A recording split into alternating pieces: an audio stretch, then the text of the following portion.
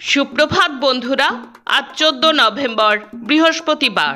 শুরু করছি চিন্তনের মুখ্য বার্তা। শুরুতেই আসছে আন্তর্জাতিক খবরে। প্যালেস্টাইনের গাজা এবং লেবাননে ইসরায়েলের সামরিক আগ্রাসন চালাচ্ছে। এই আগ্রাসন এবং হত্যাযজ্ঞ অবিলম্বে বন্ধের আহ্বান জানালেন সৌদি আরবের যুবরাজ মোহাম্মদ বিন সালমান।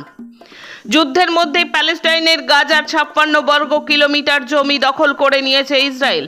এই দখলীকৃত ভূখণ্ডের নাম দেওয়া হয়েছে নেতজোরিম টেরিটরি। ইসরায়েলের প্রকাশিত তথ্য তুলে ধরে জানাচ্ছে আন্তর্জাতিক মানবাধিকার আইন বিশেষজ্ঞ সংস্থা। রাষ্ট্র এবং গির্জার কাছে সহায়তা চাইতে গিয়ে হেনস্থা আর অত্যাচারের শিকার হওয়া লক্ষ লক্ষ মানুষের কাছে পার্লামেন্টে দাঁড়িয়ে ক্ষমা চাইলেন নিউজিল্যান্ডের প্রধানমন্ত্রী ক্রিস্টোফার লুকসান। সিরিয়ার নির্দিষ্ট 9টি লক্ষ্যবস্তুতে বিমান হামলা চালালো আমেরিকার সামরিক বাহিনী। এগুলি সবই সিরিয়ায় অবস্থিত ইরান সমর্থিত বিভিন্ন গোষ্ঠীর সামরিক ঘাঁটি বলে জানিয়েছে আমেরিকার সামরিক সংগঠন সেন্টকম। আমেরিকার নবনির্বাচিত প্রেসিডেন্ট ট্রাম্প এবং রাশিয়ার প্রেসিডেন্ট পুতিনের মধ্যে ইউক্রেন যুদ্ধ নিয়ে কোনো কথা হয়নি জানিয়ে দিল ক্রেমলিন। মার্কিন সংবাদ মাধ্যম ওয়াশিংটন পোস্ট রবিবার জানিয়েছিল, আগের বৃহস্পতিবার ট্রাম্প পুতিনের মধ্যে ইউক্রেন যুদ্ধ বন্ধ নিয়ে কথা হয়েছে। আমেরিকার হোয়াইট হাউসে ট্রাম্প বাইডেন মুখোমুখি বৈঠক, ক্ষমতার মসৃণ হস্তান্তর নিয়ে আলোচনা হলো। বিবাহ বহির্ভূত সম্পর্কের অভিযোগের সত্যতা আছে স্বীকার করে নিলেন জাপানের বিরোধী দলের প্রধান। আনুষ্ঠানিকভাবে জাপানের প্রধানমন্ত্রী নির্বাচিত হলেন শিগেরু ইশিবা। বিজ্ঞান, স্বাস্থ্য ও পরিবেশ সংবাদ। আজারবাইজানের রাজধানী বাকুতে রাষ্ট্রসংঘের বিশ্ব জলবায়ু সম্মেলন COP29 চলছে।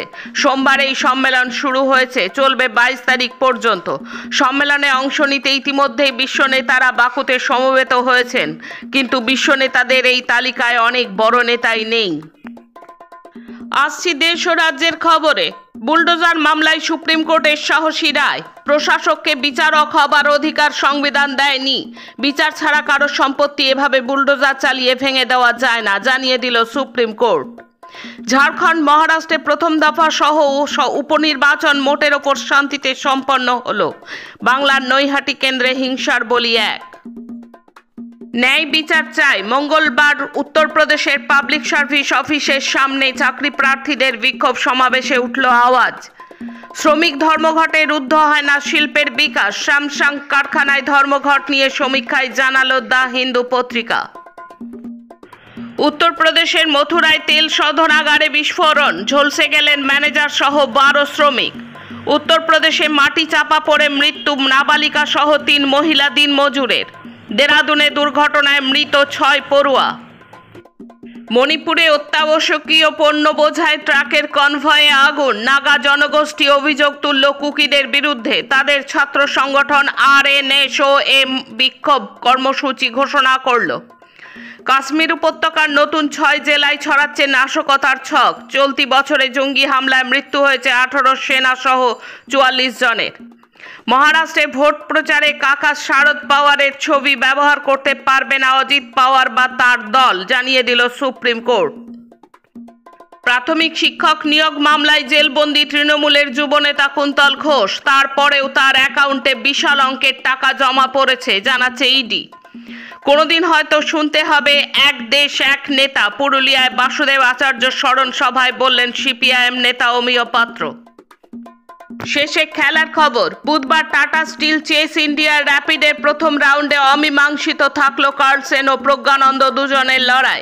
5 বছর পর কলকাতায় খেলতে এসে শুরুটা ড্র দিয়েই করলেন বিশ্বের 1 নম্বর দাবাড়ু ম্যাগনাস কার্লসেন। প্রো কাবাডি লিগে ফের পয়েন্ট তালিকায় শীর্ষস্থানের দখল নিল হরিয়ানা স্টিলার্স।